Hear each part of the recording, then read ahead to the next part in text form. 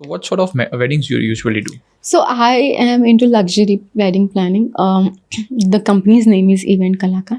Mhm. And it's been, I don't even remember, but it's been years that I've been doing wedding events as well.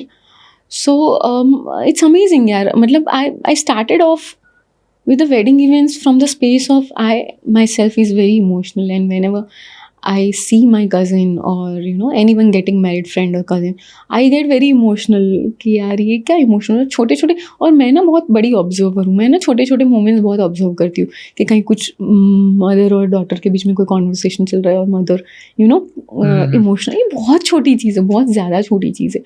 कहीं ना कुछ chaos चल रहा है, उसमें फादर कैसे रिएक्ट करते हैं डेकोरेटर को या जो भी, मतलब. तो ये ना चीज़ें मैं बहुत बचपन में बहुत ऐसे देखती थी कि यार ये बहुत मस्त है यार, ये तो कितना मज़ा है. शादी itself is a very happy occasion of your life, right. तो मुझे बहुत मज़ा आता था उसमें, और मैं बहुत इमोशनल, जब ब्राइड की वो विदाई हो रही थी मैं बहुत इमोशनल हो जाती थी, चाहे मैं उसको जानती हूँ कि मैं मूवी में देख रही हूँ, कुछ भी मेरे को आँख में पानी आ ही जाता था. तो बहुत मैं पहले से ही फैसिनेटिंग तो रही हूँ वेडिंग्स को लेके. एंड फिर I landed up in event industry और मैंने काम किया वेडिंग्स में. मुझे बहुत मज़ा आया. मुझे वो फैमिली के साथ बैठ के वो उनके सपने का डिस्कशन करना कि हमने कैसा सोचा था, हमारी बेटी कहाँ शादी करेगी, हमारा बेटा कहाँ शादी करेगा, कैसे करेगी. तो ये सब बातें सुनना, फिर उनको जानना बेसिकली को कि उनका ड्रीम क्या है अपने बेटे और बेटी को लेके, कि उनको कैसी वेडिंग चाहिए. Not about guest putting guest aside, वो तो अलग चीज़ है, अलग स्पेक्ट्रम है, बट उनका सपना क्या है, उनको कैसी वेडिंग चाहिए.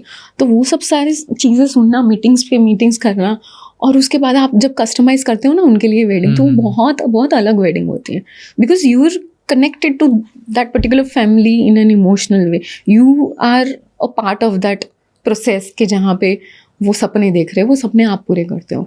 तो it's a very joyful job, that's what I feel. So mostly luxury weddings आप बोल रहे हो. So कहने का मतलब वो what sort of budget should people take in? Budgets, yeah, depends on the families and what sort of execution that we're going for. कैसा grandeur चाहिए, उस पर डिपेंड करता है बजट. बजट इज़ बहुत ऐसा फिक्स्ड कुछ नहीं होता है, to be very honest. That depends on family to family कि कैसा उनको कितना बड़ा दिखाना है, क्या आर्टिस्ट लाना है, क्या डेकोर करना है, कैसे करना है. तो वो डिपेंड करता है, पूरी चॉइस पे ही डिपेंड करता है फैमिली के.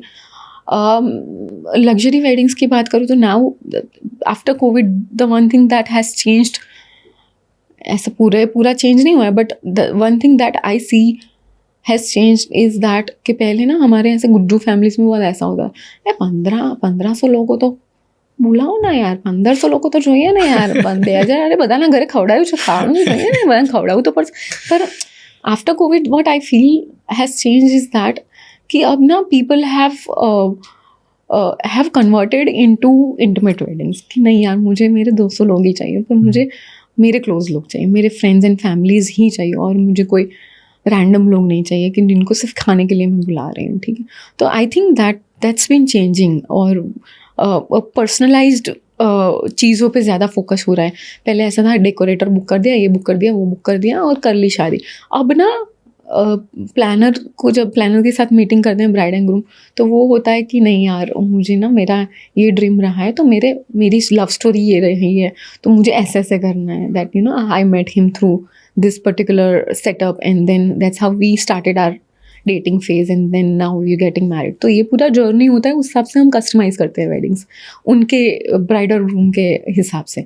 तो that's a very interesting insight. या So mostly और दूसरा चेंज ये भी आया कि पहले हम जब देखते थे ना, तो शादी ना टास्क होती थी कि ब्राइड और ग्रूम के पेरेंट्स का टास्क होती थी, राइट, कि भाई मेरे बेटे को ये चाहिए, मेरे बेटे को ये चाहिए, ऐसा करते हैं अपने.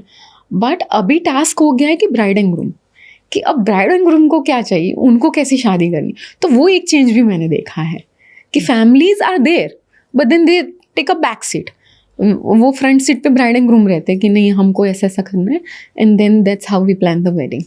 So destination weddings are becoming a big thing now. Yeah. Gujarati families so expensive as well. Definitely. What are your top 3 destinations that you suggest to people if they want to get married? So hot shot तो obviously Udaipur है for Gujrus because it's nearer. And very beautiful city as well, बहुत अच्छे अच्छे venues हैं, वो अच्छा है. बीच wedding करना है तो ऑब्वियसली गोवा, बट देन माई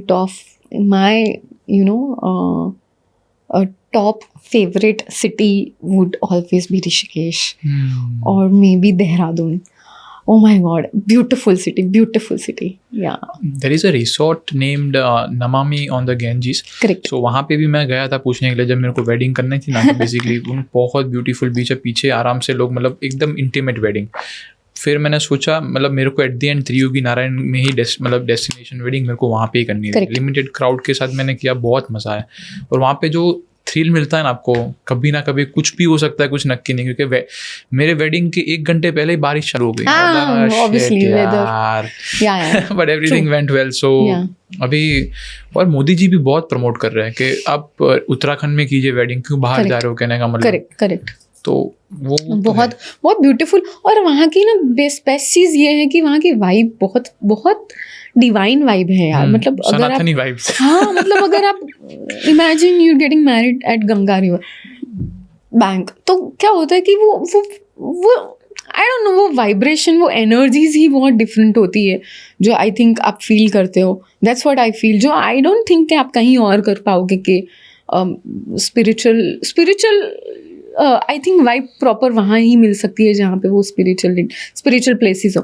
बाकी तो ठीक है आप कर रहे हो, बट हाँ आई वुड लाइक टू ऐसा कभी तो कि नहीं, ऐसा मुझे गंगा रिवर पे शादी करानी है.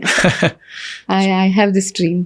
क्योंकि ये जवानी दीवानी देख के सबको उदयपुर का क्रेज आ गया था. जब मैं छोटा था मैंने भी देखा, मैं उदयपुर बहुत ब्यूटीफुल है ही, मस्त है. और कन्वीनियंट ज़्यादा है हम लोगों के लिए, गुजूस के लिए, क्योंकि 5 घंटे में आप पहुंच जाते हो, कोई आपको फ़्लाइट नहीं लेना पड़ता, तो वो ज़्यादा कन्वीनियंट भी है. गुजरात में अल्कोहल इज़ बैन, राइट? तो वहाँ पे if the families prefer alcohol, तो उदयपुर इज़ नियरेस्ट कि जहाँ पे आप वो सब भी कर सकते हो. तो वो चीज़ें भी हैं, ऐसा मुझे लगता है. बराबर. एक रॉयल वैल्यू भी ऐड होती है उदयपुर जब आप लेते हो तो ऑब्वियसली.